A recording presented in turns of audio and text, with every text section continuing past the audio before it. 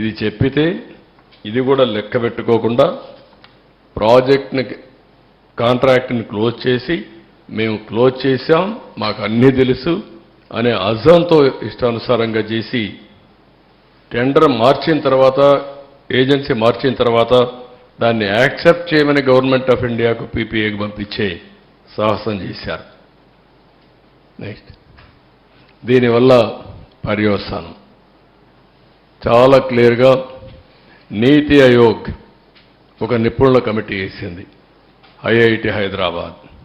దాంట్లో page number 38 మీరు ఒకసారి చదువుకోవచ్చు క్లియర్గా. ఇక్కడ చూస్తే even though about 20 lakh cusics of flood in 2020 has caused havoc through deep scoring, length about 150 meters, level about -22 meters at 3 locations near to the ECRF dam, that is Coffer Dam Gap 1 and Gap 2. This cannot be considered under force majeure category.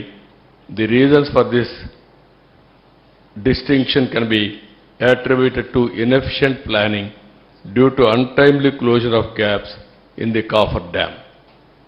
ఏవైతే copper డ్యాంలో చిన్న gap ఉందో ఆ ఏజెన్సీని మార్చకపోతే rainy season లోపల flood వచ్చే లోపల అది close చేయాల్సిన బాధ్యత ఆయన పైన ఉంది. ఆ సమయంలో మార్చేశారు. ఆ సమయంలో మార్చి మళ్ళా డిపార్ట్మెంట్ లెటర్స్ రాశారు.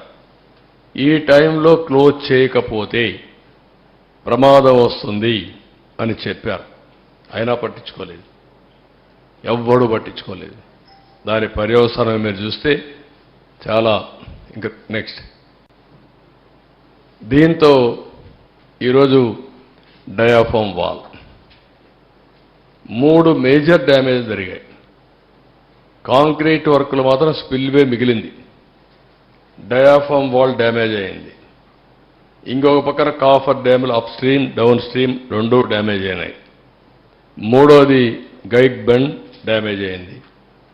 గ్యాప్ 1 ఏదైతే ఉందో ఈసీఆర్ఎఫ్ డ్యామ్కి వచ్చేది అది కూడా సగం 3/4 కొట్టుకోబోయే పరిస్థితికి వచ్చింది. ఇప్పుడు ఎంత డ్యామేజ్ జరిగిందంటే డయాఫామ్ వాల్ 2018లో 436 కోట్లకు పూర్తి చేశాం.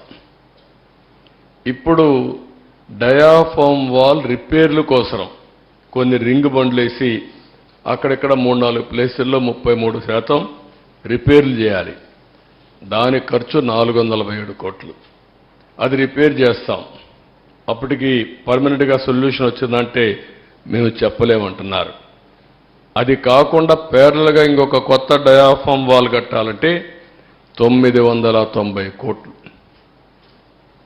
మళ్ళీ 2 సీజన్లు కావాలి.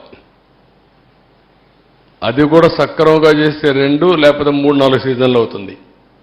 అంటే 3-4 సీజన్లు డయాఫామ్ వాల్ కట్టాలి. దానిపైన కాఫర్ డ్యాములోనే ప్రాబ్లమ్స్ ఉన్నాయి. దానిపైన ఈసీఆర్ఎఫ్ కట్టాలి. ప్రాజెక్టు పూర్తి కావాలి. ఒక మూర్ఖత్వంతో చేసిన పనికి దానికి కూడా ఇంకొకటి కూడా సీపేజీ అరికట్టడానికి ఖర్చు ఎంత అవుతుందో సమయం ఎంత అవుతుందో అంచనా లేకపోతున్నారు. ఇక్కడ 2 ఉన్నాయి. ఒక పక్క ఇవన్నీ diaphragm wall, upper coffer dam, lower coffer dam. Next slide చూపి. ఇక్కడ మీరు చూడండి ఈ ప్రాజెక్టు ఎంత అతలాకుతలం అయిపోయిందో మీరు చూడండి.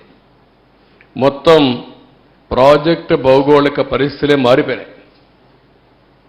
ఎందుకు మారిపోయినాయంటే ఈ 15 నెలల సమయంలో ఇక్కడ కొద్దిగా గ్యాప్ ఉంటే దాన్ని పూర్తి చేయకపోయే కొందికి ఆగస్టులో వరద నీరు వచ్చింది. ఇక్కడి నుంచే నీళ్లు వెళ్ళాలి. ఆ ఒత్తిడి పెరిగింది. కిందికి నీళ్లు వచ్చినప్పుడు సునామీ మారిగా సుడుగులు తిరగడం మొదలుపెట్టింది. దాంతో కింద నుండే ఇసుకంతా లాగేసి కొట్టుకుపోయే పరిస్థితికి వచ్చింది. అంటే చాలా డెప్త్. అంటే ఇక్కడ 2 ఉన్నాయి. ఒకటి డయాఫామ్ వాల్, పైన కాఫర్ డ్యామ్ కూడా ఏదైతే ఏం వేస్తారు, జెడ్ రౌటింగ్ చేస్తారు.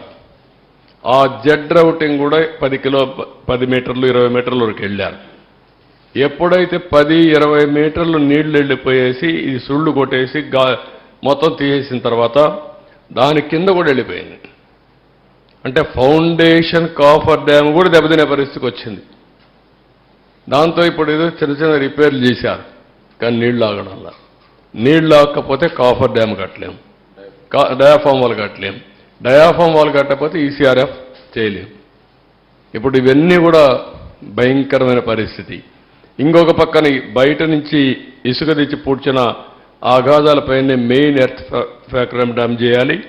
ఇప్పుడు ఇసుక తీసుకొచ్చి మన గుట్టలు గుట్టలుగా పేసి మా వాళ్ళు దాన్ని కాంపాక్ట్ కింద చేస్తున్నారు, కానీ ఇంకా సొల్యూషన్ పూర్తిగా రాలేదు. They are working. ఇక్కడ ఒక ఎగ్జాంపుల్ మీరు చూస్తే గ్యాప్ 1 ప్రాజెక్ట్లో 250 మీటర్లు వెడల్పు ఉంటుంది, 150 మీటర్లు కొట్టుకోబోయింది. ఆ 150 మీటర్లు మళ్ళా పూడ్చి గ్యాప్ 1ని పటిష్టం చేయాలి. నేచురల్ సాయిల్ అంటే నేచురల్ సాయిల్ మళ్ళా మనం మట్టి తెచ్చేస్తే దాని కన్సాలిడేషన్ ఆల్ ప్రాబ్లమ్స్ ఉంటాయన్నమాట. ఇది మొత్తం ఇది చేసే పరిస్థితికి వచ్చాడు. చాలా దారుణం ఇది. నెక్స్ట్ ఇక్కడ దీయే కాకుండా వీళ్ళు కట్టిన కుంగిన గైడ్ బండ్ ఇది కూడా కుంగిపోయే పరిస్థితికి వచ్చేది.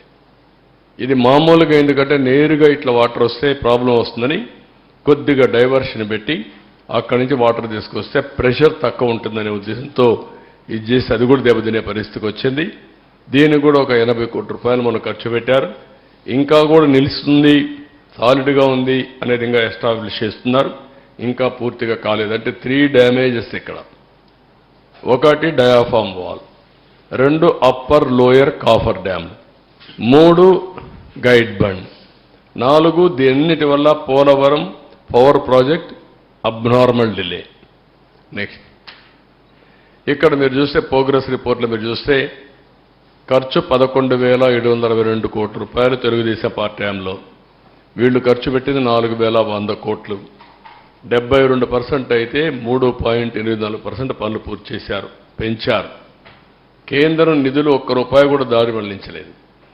కేంద్రం ఇచ్చిన డబ్బులు మేమున్నప్పుడు 4,000 కోట్ల రూపాయలు మనం పెట్టి పనులు చేశాం. ఆ 4,000 కోట్లు రియంబర్స్ చేశారు. అదనంగా అయిందానికి డబ్బులు ఇచ్చారు. ఇచ్చిన డబ్బుల్లో 3,345 కోట్లు వేరేదాన్ని డైవర్ట్ చేశారు. నిధులు కొరత కూడా ఒకటి తీసుకొచ్చాడు. మళ్ళీ ఎక్కడ పెట్టాడో ఏం తెలియదు, కానీ మొత్తం డైవర్ట్. ఇలాంటి ప్రాజెక్టులో తెలుగుదేశం పార్టీ హయాంలో స్టేట్ ఫండ్స్ పెట్టి ప్రాజెక్టు పూర్తి చేస్తే ఇతను వాళ్ళిచ్చిన డబ్బులు డైవర్ట్ చేసే పరిస్థితికి వచ్చాడు. ఆ రోజు కేంద్ర మంత్రులు గిన్నీస్ రికార్డుని వచ్చాయి.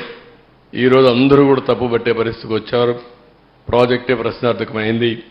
ఎత్తు 45.72 మీటర్లు, 194 టీఎంసీ ఆఫ్ వాటర్. ఇప్పుడు 41.15 అని మాట్లాడుతున్నారు.